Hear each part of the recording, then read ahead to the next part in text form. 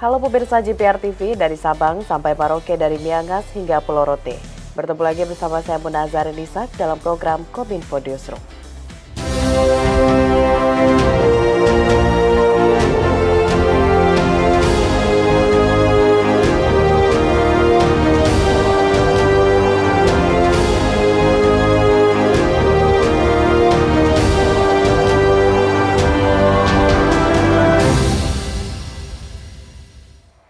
Pemirsa, kita ke informasi pertama. Kementerian PPN Bappenas berusaha untuk mendapatkan masukan dari para stakeholder, mitra pembangunan dan perguruan tinggi dalam rangka mendukung penyusunan rencana pembangunan jangka panjang nasional 2025-2045. Fokus perencanaan jangka panjang ini guna memaksimalkan potensi kemaritiman Indonesia agar menjadi negara maritim yang berdaulat, maju dan berkelanjutan. Menteri Badan Perencanaan Pembangunan Nasional Bappenas Suharto Monoarfa mengatakan, visi Indonesia sebagai negara maritim harus mampu memanfaatkan secara optimal ruang dan seluruh sumber daya secara berkelanjutan dengan leading sektor berbasis kelautan. Pemerintah sendiri mengusung visi Indonesia Emas 2045 bertajuk Negara Maritim yang Berdaulat, Maju dan Berkelanjutan. Berbagai langkah strategis yang akan dicantumkan dalam RPJPN 2025 hingga 2045 disebut sebagai upaya Indonesia untuk memenuhi komitmen global, termasuk mencapai tujuan pembangunan keberlanjutan pada tahun 2030 dan net zero emission pada tahun 2060.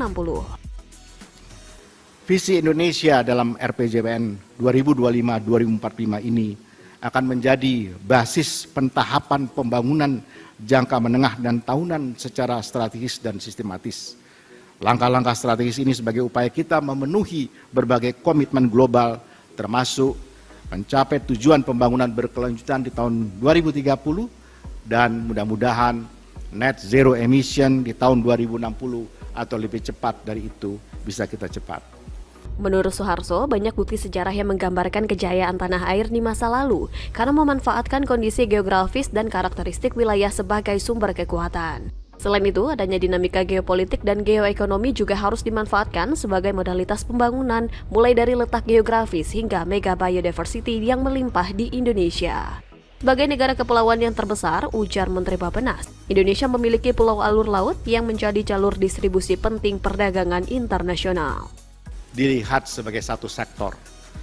Diperlukan lintas sektor dan pemangku kepentingan untuk mengoptimalkan pendekatan terestrial dan maritim secara terintegrasi.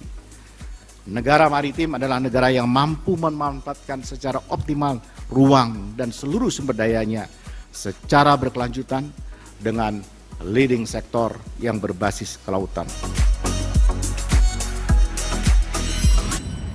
Kepala Badan Meteorologi, Klimatologi, dan Geofisika Dwi Korita Karnawati mengajak seluruh masyarakat Indonesia gotong royong berkontribusi menahan kencangnya laju pemanasan global dan perubahan iklim. Menurutnya, fenomena perubahan iklim semakin mengkhawatirkan serta memicu dampak yang lebih luas. Peringatan Hari Meteorologi Dunia jatuh setiap tanggal 23 Maret. Tanggal ini merupakan konvensi meteorologi rangkaian panjang dari berdirinya Badan Cuaca di bawah Perserikatan Bangsa-Bangsa, yaitu Organisasi Meteorologi Dunia atau World Meteorological Organization. Pada peringatan Hari Meteorologi Dunia ke-73 tahun 2023, Kepala Badan Meteorologi, Klimatologi, dan Geofisika Dwi Korita Karnawati mengajak seluruh masyarakat Indonesia untuk gotong royong berkontribusi menahan kencangnya laju pemanasan global dan perubahan iklim.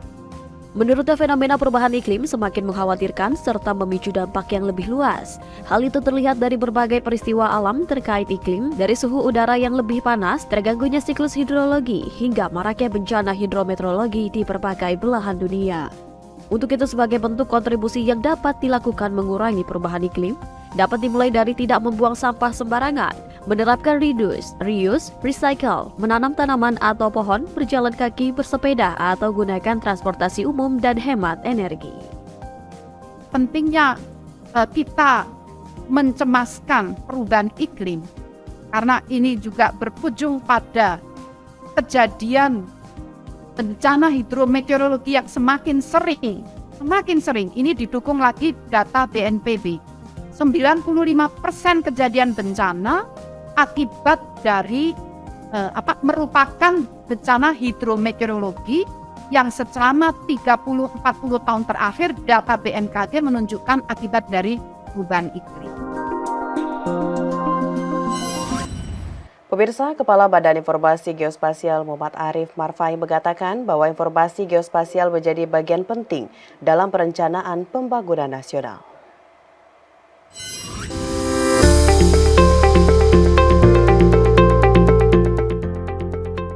Kepala Badan Informasi Geospasial Muhammad Arif Marfai menyatakan, informasi geospasial merupakan bagian terpenting dalam perencanaan pembangunan nasional selain aspek tematik, holistik, dan integratif.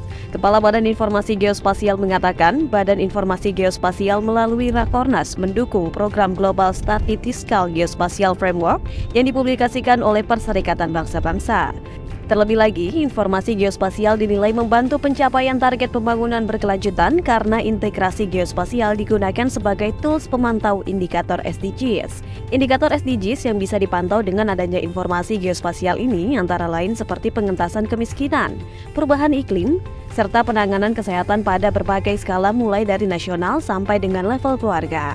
Muhammad Arif Marfai berharap adanya Rakornas ini dapat meningkatkan kinerja simpul jaringan kementerian, lembaga, pemerintah daerah untuk terus bersinergi dalam kebijakan satu peta, kebijakan satu data Indonesia, dan sistem pemerintahan berbasis elektronik. Melalui Rakornas IG, kami ingin meningkatkan juga peran Kelompok Kerja Nasional Informasi Geospasial Tematik atau IGT yang selama ini sudah dilaksanakan oleh setiap kementerian, lembaga maupun pemerintah daerah untuk menyelesaikan berbagai permasalahan strategis nasional terkait dengan banyak bidang, termasuk diantaranya penataan ruang, kemudian perizinan dan investasi, kebencanaan, perubahan iklim, dan juga dalam hal pengelolaan sumber daya alam dan keanekaragaman hayati, serta yang tidak kalah pentingnya juga terkait dengan permasalahan sosial yang memerlukan informasi by name, by address, by koordinat. Pemirsa, kami akan segera kembali dengan berbagai informasi lainnya. Tetaplah bersama Kominfo Newsroom.